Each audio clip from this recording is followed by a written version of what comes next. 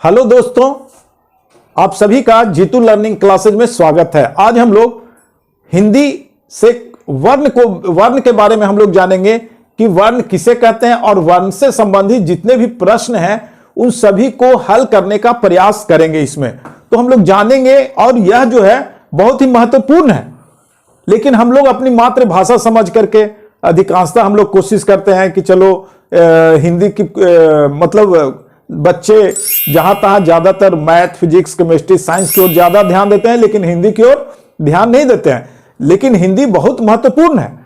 तो यहां पे हम लोग सीखेंगे, शुरुआत करेंगे वर्ण से, और वर्ण किसे कहते हैं वो जानेंगे, और वर्ण के कितने भेद होते हैं इन सबों के बारे में जानेंगे, जो कि प्रतियोगिता परीक्षाओं के लिए भी महत्वपूर्ण है। या तो आप बिहार बोर्ड का 10th क्लास, 10+2, ये सारे जो हिंदी का जो परीक्षा होता है उसमें भी व्याकरण महत्वपूर्ण भाग है, लेकिन हम लोग उस पर ध्यान नहीं दे पाते हैं। तो चलिए हम लोग आज हिंदी व्याकरण के अंतर्गत सबसे पहले हम लोग सीखने चलते हैं वर्ण। तो वर्ण किसे कहते हैं तो उसके बारे में हम लोग जानते हैं। तो यहां पे देखिए, मैंने आपके समय को ध्यान में रखते हुए तो यहां पे मैंने लिख दिया है वर्ण किसे कहते हैं। तो वह छोटी से छोटी ध्वनि जिसका खंड ना हो, ध्यान दीजिएगा, वह छोटी से छोटी ध्वनि जिसका खंड ना हो यानी टुकड़ा ना हो, क्या कहते हैं उसे? वर्ण कहते हैं। और वर्णों के समूह को वर्णमाला कहते हैं। बहुत सारा आपको परिभाषा जो है मैं डिस्प्ले पे दे रहा हूं, आप लोग वहां से भी परिभाषा को लिख सकते हैं। तो यहां पे हमारा क्या है, वर्ण किसे कहते हैं? वह छोटी से छोटी ध्वनि जिसका खंड ना हो वर्ण कहलाता है। हिंदी में कुल 52 वर्ण होते हैं। आपको इसके बारे में मैं यहां पे चर्चा करूंगा। तो हिंदी में कुल कितने वर्ण होते हैं? 52 वर्ण होते हैं, ये याद रखना है हम लोगों को। साथ ही ये जो है वर्ण को मुख्य रूप से 2 भागों में बांटा गया। एक होता है स्वर वर्ण, दूसरा होता है व्यंजन वर्ण। तो स्वर वर्ण किसे कहते हैं, व्यंजन वर्ण किसे कहते हैं, हम लोग जान लेते हैं। तो स्वर वर्ण जो बिना किसी की सहायता के जिसका उच्चारण हो उसे हम लोग क्या कहते हैं? स्वर वर्ण कहते हैं। बिना किसी के अन्य वर्णों के उच्चारण के जिसका हम लोग उच्चारण करते हैं जिस ध्वनि का, तो उसे हम लोग क्या कहते हैं? स्वर वर्ण। व्यंजन वर्ण किसे कहते हैं? तो वह व्यंजन वर्ण स्वर वर्ण की सहायता से जिसका उच्चारण हो तो उसे हम लोग क्या कहते हैं? व्यंजन वर्ण कहते हैं। देखते हैं हम लोग, तो जैसे स्वर वर्ण की संख्या कुल याद रखिएगा कुल 11 है। आपसे यदि पूछा जाए कि स्वर वर्ण की संख्या कितनी है तो कुल हमारा कितना है? 11 है। हम लोग ये ध्यान देंगे। इसके अलावे यहां पे कौन कौन है स्वर वर्ण में आ जाता है? तो अ है, आ है, ई, ऊ, री, ए, ओ, औ, ये सारे जो हैं आपके 11 स्वर वर्ण हैं। इनमें कुछ ह्रस्व हैं, कुछ दीर्घ हैं, कुछ संयुक्त हैं। तो हम लोग उन लोगों के उनके बारे में भी हम लोग जान लेते हैं। तो जैसे देखिए आपका ह्रस्व में ह्रस्व, उसके बाद क्या होता है? दीर्घ, उसके बाद क्या होता है? संयुक्त। तो यहां पे जो ह्रस्व है, ह्रस्व का मतलब होता है जिसके उच्चारण में कम समय लगे। तो जैसे आपका यहां पे आ जाएगा अ, ई, ऊ, ये हो गया। दीर्घ में आपका कौन कौन आ जाएगा? तो आपका आ, ई, ऊ, और संयुक्त में आपका ए, ओ, औ, दीर्घ। और इसमें जो है ऊ के साथ इसमें आपका एक री भी है, हम लोग ये ध्यान देंगे। तो आपका मैंने विभाजन कर दिया। जैसे हम लोग बोलते हैं हर्षई, हर्षऊ, तो दीर्घई, दीर्घऊ, तो ये दीर्घ यानी इसके बोलने में ज्यादा समय लगते हैं। और संयुक्त स्वर जो है ए, ओ, औ, ह्रस्व के अंतर्गत अ, ई, ऊ, री, और दीर्घ के अंतर्गत आ, ई, ऊ, संयुक्त, और संयुक्त के अंतर्गत आपका ए, ओ, औ आता है। अब हम लोग आगे चलते हैं। ये जो व्यंजन वर्ण है तो हम लोग यहां पे ध्यान देंगे, अधिकांश जो है इसमें गड़बड़ करते हैं। जैसे यहां पे हमारा देखिए ये क वर्ग है, क, ख, ग, घ, अंग। ध्यान दीजिएगा, बहुत लोग उच्चारण जो है इस अंग को आड़ा करते हैं और यहां पे ना होकर ये नीचे की ओर देते हैं।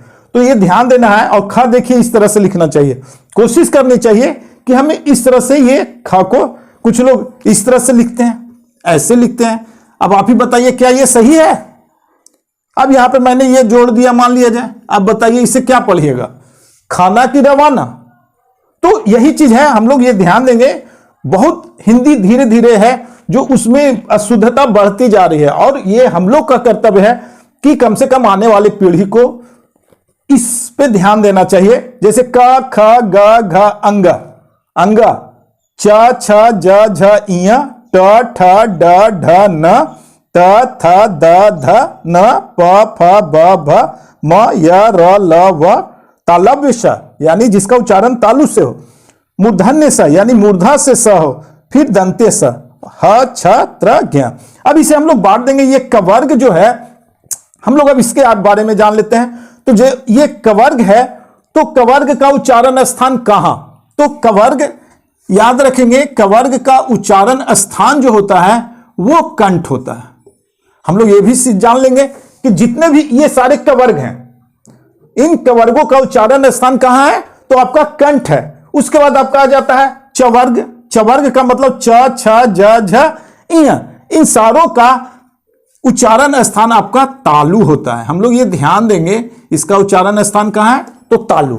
उसके अलावे ट ठ ड ढ न, टवर्ग, ये ट का वर्ग जो है, ये सारे जो हैं, हम लोग इसका उच्चारण स्थान क्या होता है? तो इसका होता है मूर्धा, मूर्धा होता है। इसके बाद हमारा कौन सा है? तवर्ग है। तो तवर्ग का उच्चारण स्थान तथ दधा, देखिए उच्चारण करके, तो ये दंत से है, ये इसका उच्चारण स्थान कहां है? दंत, यानी दंत से आपका जीभ कनेक्ट होता है, स्पर्श करता है। इसके बाद प फ ब भ म, तो ये देखिए आपका ओष्ठ है, ये आपका उच्चारण स्थान ओष्ठ है। इस तरह का प्रश्न ऑब्जेक्टिव में आपका आता ही आता है एक, तो इसलिए हम लोग इसको याद रखेंगे, उच्चारण स्थान को हम लोग याद कर लेंगे। इसीलिए ये देखिए जो है, इन सारों को, ये जो 5 हैं, इन्हें स्पर्श करने के कारण इसे हम लोग स्पर्श व्यंजन भी कहते हैं। क्या कहते हैं हम लोग इसे? स्पर्श व्यंजन, स्पर्श व्यंजन।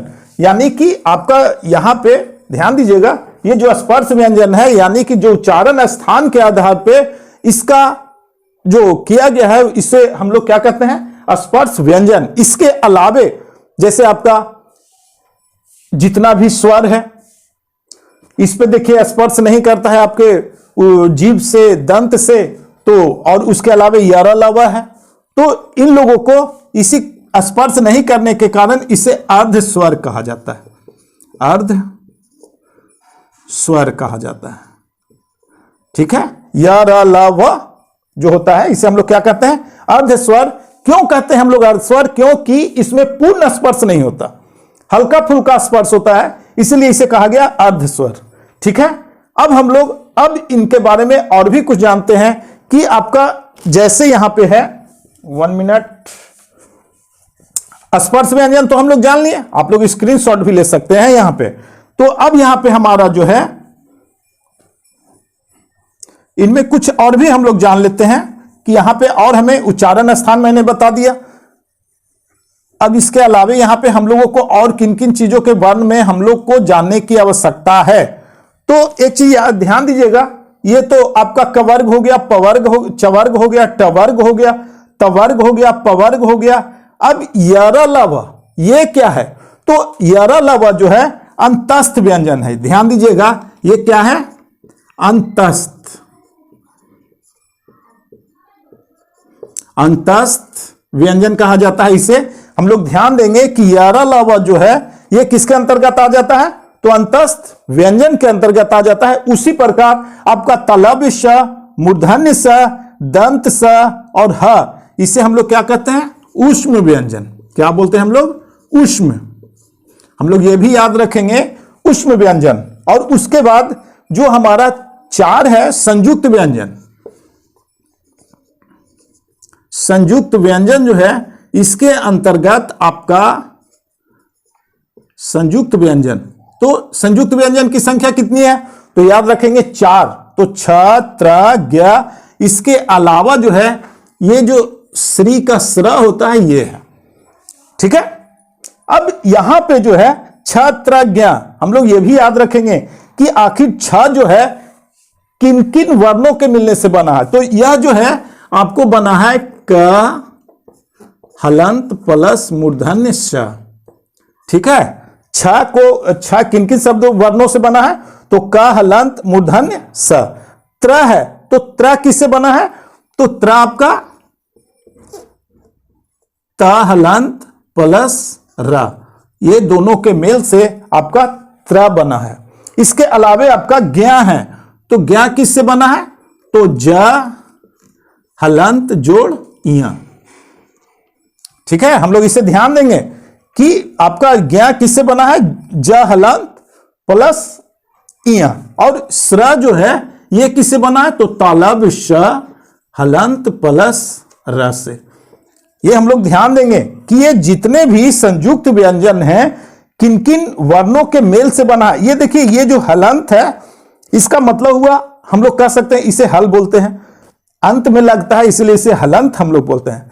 तो ये जो हलंत है ये क्या कर देता है, जैसे ये क है यानी कि इसमें स्वर का अभाव है, यानी इसमें स्वर वर्ण नहीं है, यानी कि क आधा क भी हम लोग कह सकते हैं। इसमें आधा क जोड़ मूर्धन्य स मिल करके आपका क्या बनता है, छ बनता है। उसी प्रकार त है तो त हलंत है, यानी कि इसमें त के बाद आ नहीं है तो इससे बना है, और प्लस र जब हम लोग कर देते हैं तो इसका उच्चारण हो जाता है त्र, ठीक है।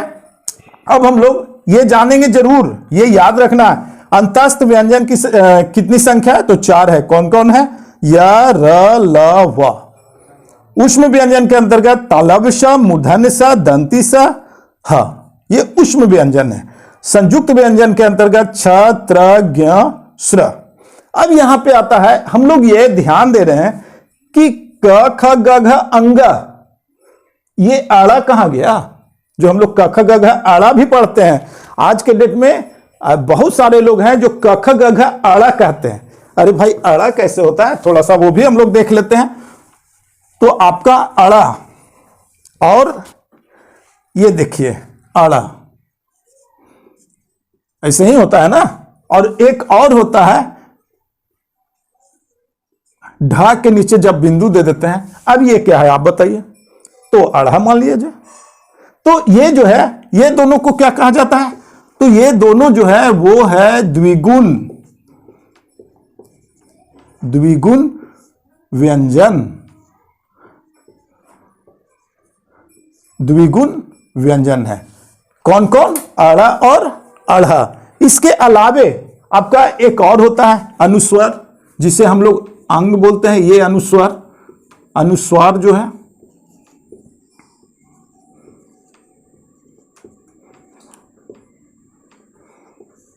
इसके अलावे आपका ये क्या है, आह जो हम लोग बोलते हैं, विसर्ग।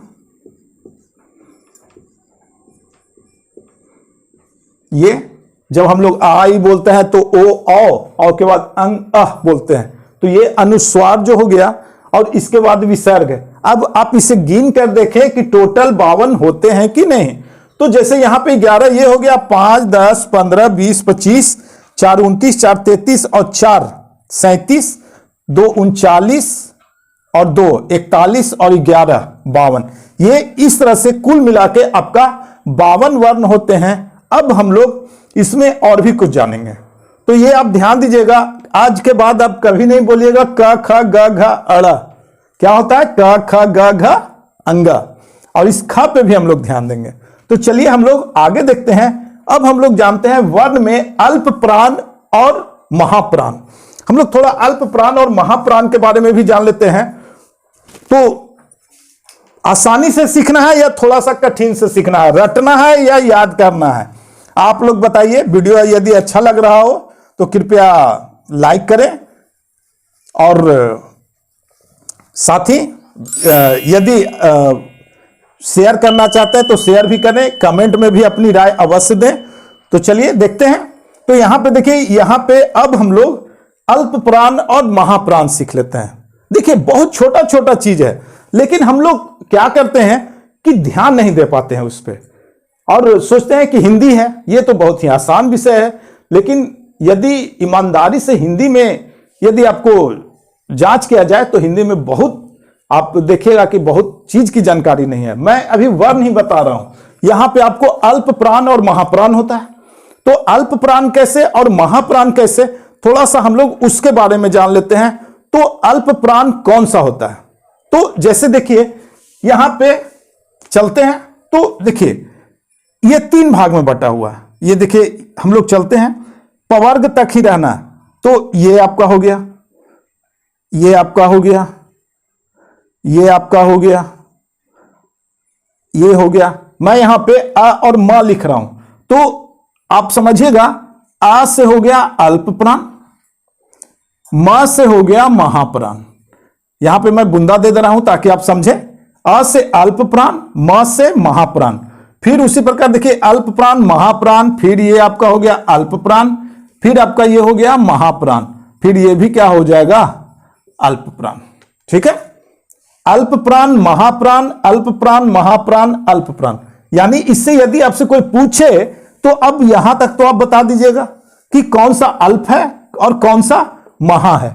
अल्प प्राण हो गया, महाप्राण हो गया। उसी प्रकार ये जो यरलव है ये भी आपका अल्प प्राण है। ये जो है आपका क्या है अल्प प्राण। यरलव जो है ये क्या है आपका अल्प प्राण है। और ये जो तालव्य स मूर्धन्य स दंती स ह है ये आपका महाप्राण है, महाप्राण है तो छोटा चीज, लेकिन हम लोग इसी को नहीं मालूम होने के कारण यदि आपको ऑब्जेक्टिव में ये पूछ देता है तो हम लोग वहां पे गड़बड़ा जाते हैं कि अल्प प्राण लिखिए महाप्राण लिखिए। तो यहां पे हम लोग समझ गए अल्प प्राण महाप्राण। यदि आपको दिक्कत हो तो समझ सकते हैं, यहां पे आप इसका स्क्रीनशॉट भी ले सकते हैं। आ का मतलब अल्प प्राण, म से आपका महाप्राण है, ये आपको अंकित करने के लिए मैंने डाल दिया है। चलिए अब हम लोग इसके अलावे हम लोग और क्या जान लेते हैं, घोष और अघोष वर्ण। क्या इसे मिटाया जाए, आगे भी जानना है।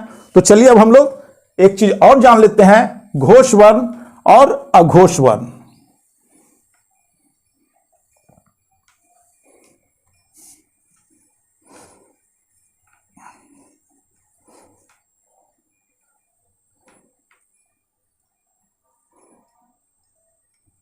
चलिए अब हम लोग जान लेते हैं घोष वर्ण और अघोष वर्ण क्या होता है। तो यहां पे ये भी आता है, हम लोग ये ध्यान देंगे कि ये भी आपके प्रश्न में आता है कि ये कौन सा घोष वर्ण है कौन सा अघोष वर्ण है। तो ध्यान देंगे यहां पे भी मैं सुविधा के लिए ये जो क और ख है ये यहां से यहां तक ये पूरा प फ तक ये जो है आपका अघोष वर्ण है। क्या है अघोष वर्ण। ठीक है, हम लोग ध्यान देंगे क ख च छ ट ठ त थ प फ, जहां तक लाइन है वहीं तक का मैं यहां पे विभाजित कर रहा हूं। तो जैसे क ख च छ ट ठ त थ प फ ये सारा अघोष वर्ण है। और इसके बाद यहां से लेके यहां तक ये आपका घोष वर्ण है।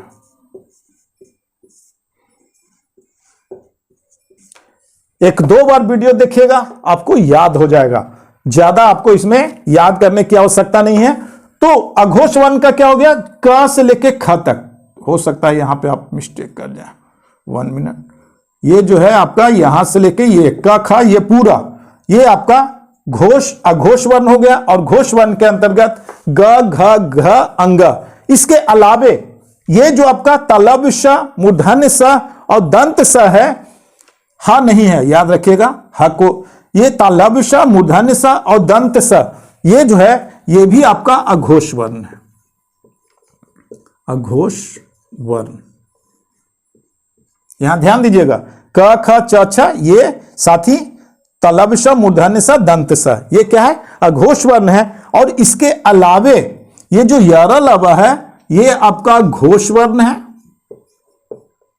घोष वर्ण अब देखिए बोल के खुद उच्चारण से आपको पता लगेगा। जो स्वास्थ्य हो यरलव यहीं पे मैं लिख दे रहा हूं हा।